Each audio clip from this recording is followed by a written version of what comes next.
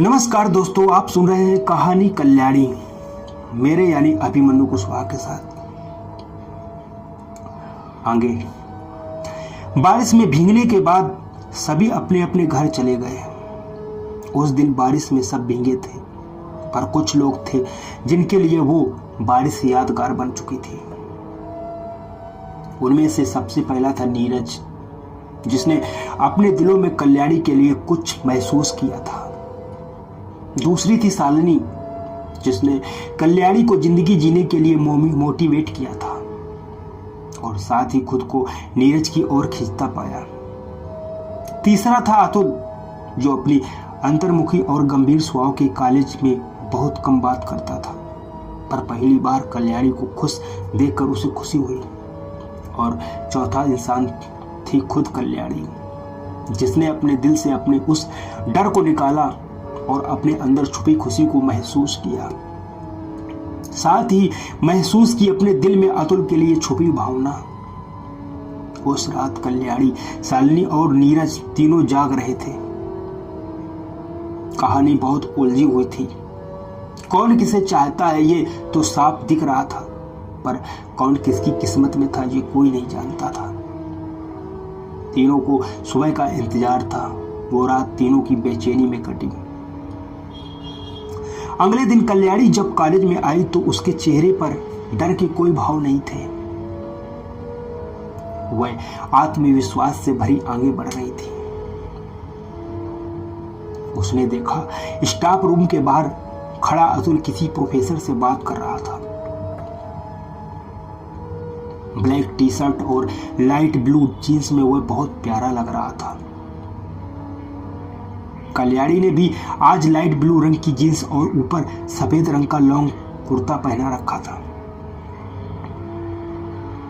वह चलकर अतुल सर के पास आई और कहा, good morning sir. Good morning, Atul ने कहा।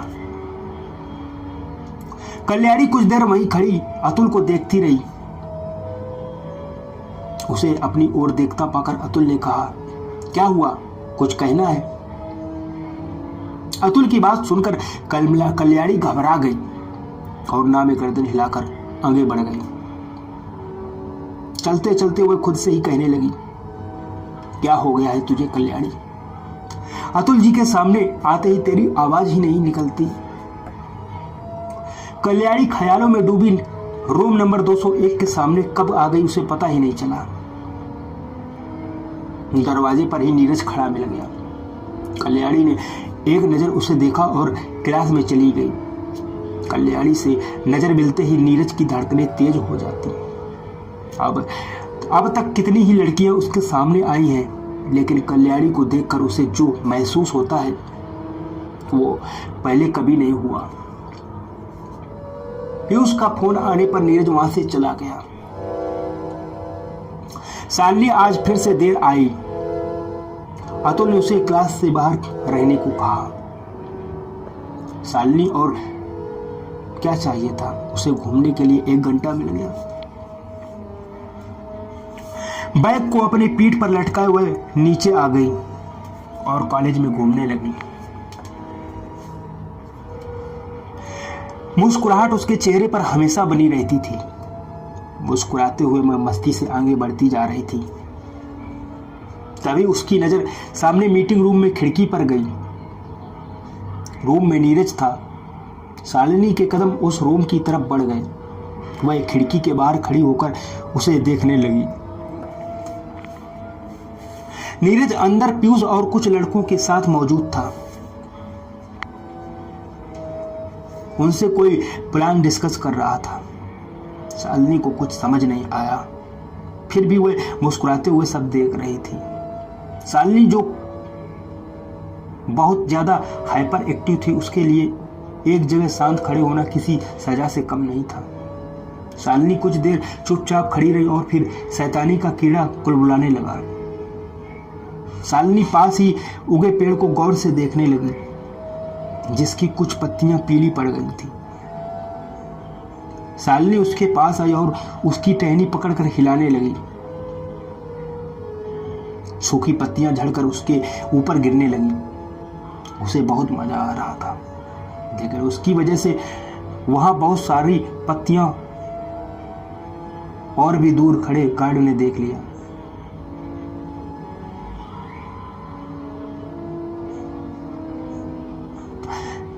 गार्ड ने जब देखा तो शालिनी के पास आया और डांटते हुए कहा, ये क्या कर रही हो लड़की?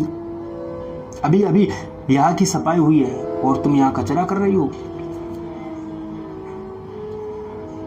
यहाँ तो पहले से ही कचरा था और कचरा नहीं होगा तो कल सफाई किसकी करोगे? शालिनी ने अपनी गलती छुपाते हुए कहा। चोरी और उस पे सीना चोरी, एक तो गलती कर रही हो और ऊपर से अपनी गलती छुपा भी रही हो। गार्ड ने उसे डांटते हुए कहा। मैंने क्या गलती की? शालिनी ने रौब से कहा। अच्छा, कोई गलती नहीं की तो चलो प्रिंसिपल सर के पास, गार्ड ने कहा। प्रिंसिपल का नाम सुनकर शालिनी घबरा गई, लेकिन गार्ड का कहाँ मानने वाला था, वह तो जिद पर आ गया। रूम में खड़ा नीरज सारी बातें सुन रहा था। बात को बढ़ते देखकर वह बाहर आया और गार्ड से कहा, जाने दीजिए काका, इन्हें मैं समझा दूंगा। ठीक है, नीरज बाबा कहकर गार्ड से वहां से चला गया। शालिनी फटी आंखों से नीरज को देखते हुए बोली, अरे वाह, तुम्हारी बात इतनी जल्दी कैसे मान ली उसने? नीरज ने हंसने लगा और कहा, पता नहीं। नीरज वापस जाने लगा तो शालिनी ने कहा, अच्छा सुनो। हाँ, क्या हुआ? नीरज पलटा। थैंक यू मुझे उस खड़ूस गार्ड से बचाने के लिए। शालिनी ने मुस्कुराते हुए कहा, इट्स ओके। वैसे आज तुम्हारी क्लास नहीं है? देर से आई ना तो क्लास से बाहर निकाल दिया। तुम क्लास में कम और क्लास से बाहर ज्यादा रहती हो। नीरज ने हंसने लगा। शालिनी को उसकी हंसी बहुत प्यारी लग रही थी। एक पल के लिए वह उसके चेहरे में खो सी गई। हेलो, कहाँ खो गई? नीरज ने उसकी आंखों के सामने चुटकी बजाते हुए कहा। कहीं नहीं, मुझे तो पसंद है क्लास में जाना। अब टीचर ही बाहर निकाल दे तो मेरी क्या गलती? शालिनी ने मासूमियत से मुंह बनाते हुए कहा। नीरज ने कुछ नहीं कहा और मासूमियत से भरे उसके चेहरे की तरफ देखने लगा। अंदर से पीयूष और बाकी लड़के निकल कर आए और शाम को मिलने को बोलकर चले गए। उनके जाने के बाद शालिनी ने पूछा, तुम सब यहाँ क्या कर रहे थे? वो बहुत लंबी कहानी है, नीरज ने कहा। कोई नहीं, मैं बिल्कुल फ्री हूं, तुम सुना सकते हो। चाहो तो सामने कैंटीन में काफी पीते हुए भी सुना सकते हो, शालिनी ने दार्शनिक अंदाज में कहा। ओह, तो तुम्हें काफी पीनी है, नीरज ने उसे छेड़ते हुए कहा। हाँ चले, शालिनी ने मुस्कुराते हुए कहा। नीरज शालिनी की फ्रेंक बिहेव से काफी इंप्रेस हुआ। दोनों कैंटीन की तरफ बढ़ गए। सुबह सुबह का समय था, कैंटीन में भीड़ भी नहीं थी। नीरज ने शालिनी से बैठने को कहा और खुद सामने काफी लेने चला गया। शालिनी बैठकर नीरज को निहारने लगी। सफेद शर्ट, उस पर ब्लैक ब्लेजर और लाइट ब्लू जींस ब्लेजर की बाजू को उसने ऊपर चढ़ा रखा था। गले में लॉकेट, हाथ में घड़ी, दूसरे हाथ पर बना हार्ट बीट का टैटू, हल्की दाढ़ी, मूंछ और चेहरे पर वो प्यारी सी मुस्कान। शालिनी को नीरज पूरा हीरो लग रहा था और खुद को समझने लगी थी उस हीरो की हीरोइन। नीरज दोनों हाथों में कॉफी के मग लिए हुए आ रहा था। शालिनी को एक बात याद आई जो उसने कहीं पढ़ी थी। A man in black shirt, folded sleeve with light blade, looking too much hot. इस वक्त ये लाइन नीरज पर एकदम सही जच रही थी। शालिनी को पता ही नहीं चला कब नीरज ने कॉफी लाकर उसके सामने रख दी। शालिनी ने कॉफी उठाई और पीने लगी। अच्छा, अब बताओ वहां क्या कर रहा था वो लोग, और आप क्या कर रहे थे? शालिनी ने कॉफी पीते हुए पूछा। नीरज ने शालिनी को डिटेल्स में बताना शुरू किया और शालिनी अपलक उसे देखते हुए सब सुनते जा रही थी। 15 मिनट तक बोलने के बाद नीरज ने कहा, समझ आया? शालिनी जैसे नींद से जागी और कहने लगी, नहीं समझ तो नहीं आया, पर तुम्हारे मुंह से सुनकर अच्छा लगा। शालिनी की बातें सुनकर नीरज हंसने लगा। तुम आजकल क्लास में क्यों नहीं आते? शालिनी ने अचानक से सवाल किया। क्लास का नाम सुनकर नीरज इधर उधर देखने लगा और फिर कहा, वो क्या है ना, मुझे भी तुम्हारी तरह पढ़ाई करना अच्छा नहीं लगता। नीरज ने कहा, फिर तो तुम बिल्कुल मेरे जैसे हो। शालिनी ने हाथ उसकी तरफ बढ़ाकर कहा। नीरज को समझ नहीं आया तो उसने कहा, अरे शेक हैंड करो, वी बोथ और सेम ना। नीरज ने अपना हाथ बढ़ाकर शालिनी से कहा और हाथ मिलाया। कुछ देर बातें करने के बाद नीरज ने घड़ी देखते हुए कहा, अब मुझे जाना चाहिए। ठीक है कहकर शालिनी भी नीरज के हाथ उठाकर काउंटर तक आई। नीरज ने पर्स निकालकर पैसे देने चाहे तो शालिनी ने रोकते हुए कहा, रुको मैं देती हूँ। कोई बात नहीं, मैं दे दूंगा, नीरज ने कहा और पैसे काउंटर वाले को थमा दिए। अरे तुमने पैसे क्यों दिए? मैं दे रही थी ना, शालिनी ने थोड़ी नाराजगी जताते हुए कहा। इट्स ओके, नीरज ने कहा। शालिनी ने काउंटर वाले से पैसे वापस लिए और नीरज की तरफ बढ़ाकर कहा, तुम रखो मैं दे देती हूँ। नीरज ने शालिनी का हाथ पकड़कर उससे पैसे लेकर वापस काउंटर वाले को दे दिए और शालिनी को बाय बोलकर चला गया। शालिनी कैंटीन से बाहर आई और उसे नीरज को इस तरह हाथ पकड़ना बहुत अच्छा लगा। वो प्यारा सा एहसास शालिनी को अंदर तक गुदगुदा गया और उसके चेहरे पर एक प्यारी सी मुस्कान आ गई। शालिनी आकर अपने सामने बेंच पड़ी थी, वहां बैठ गई। नीरज के छूने का एहसास उसे बार बार हो रहा था। जिस हाथ को नीरज ने पकड़ा था उसे वह बार बार निहार रही थी। अतुल सर की क्लास खत्म होने के बाद कल्याणी नीचे आई। सामने बेंच पर बैठी शालिनी को देखकर कल्याणी उसकी तरफ बढ़ गई। आज तुम फिर से लेट क्यों आई? कल्याणी ने बेंच पर बैठते हुए कहा। मेरी धन्नू ने फिर से धोखा दे दिया, शालिनी ने उदास होकर कहा। तुम नई स्कूटी क्यों नहीं खरीद लेती? कल्याणी ने कहा।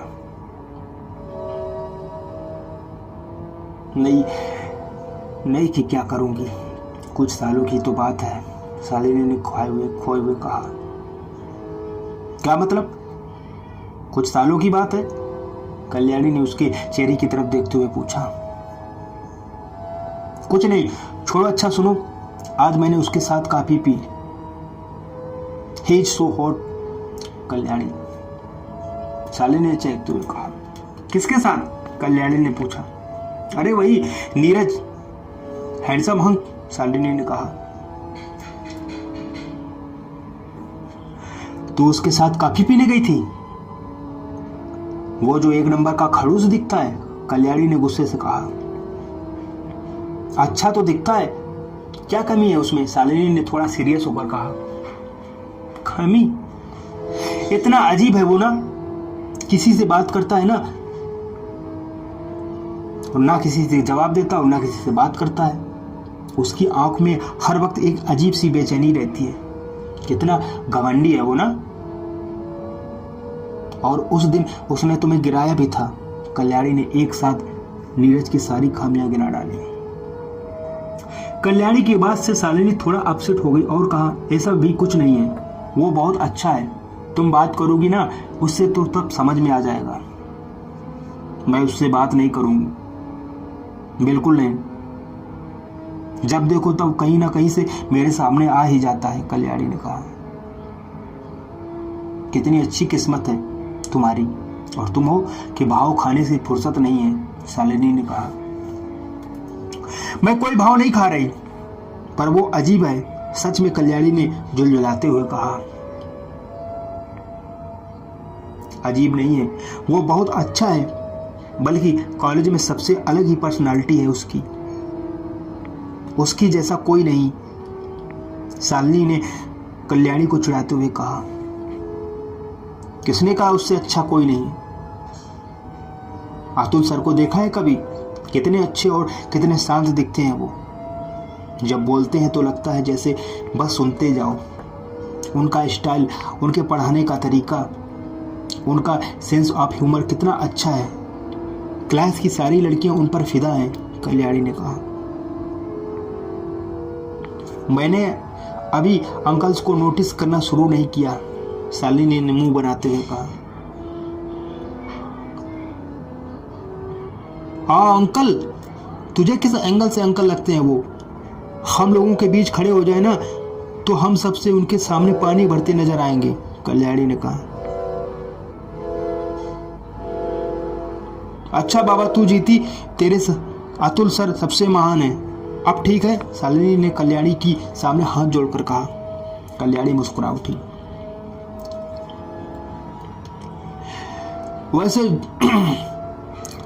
वैसे जो लोग जितने खामोश होते हैं ना, उनके राज उतने ही गहरे होते हैं, शालिनी ने दार्शनिक अंदाज में कहा।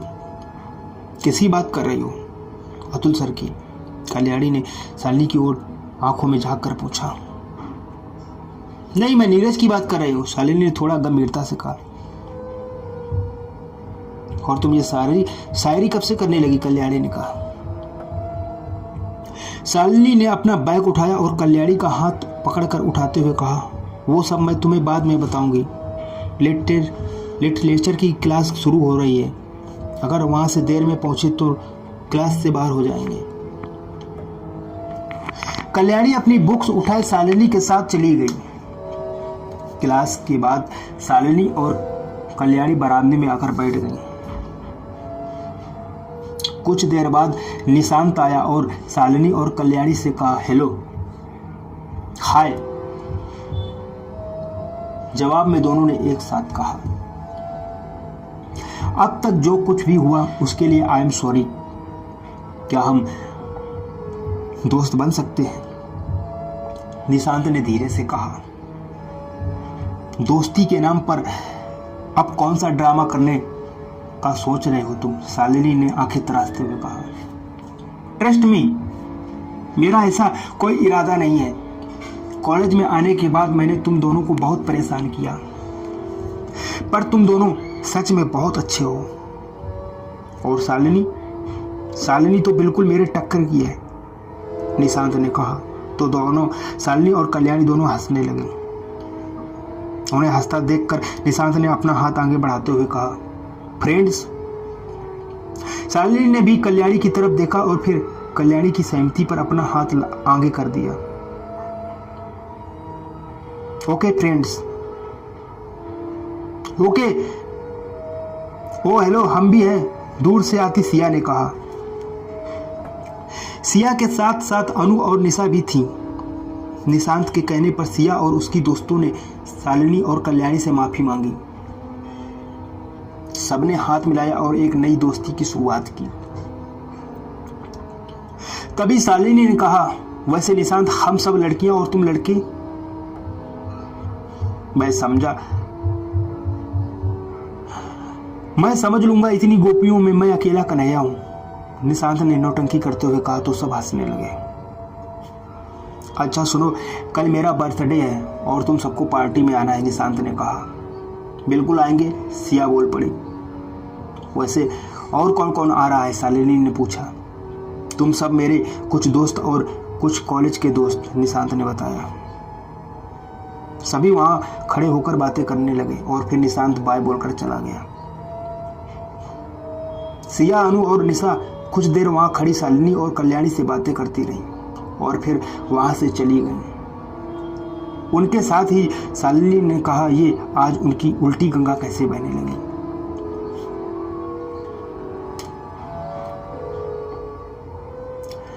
शालिनी, अच्छा है, उन लोगों को अपनी गलती का एहसास हो गया। वैसे भी कॉलेज में सब दोस्त बनकर रहेंगे, ज्यादा अच्छा लगेगा ना, कल्याणी ने कहा।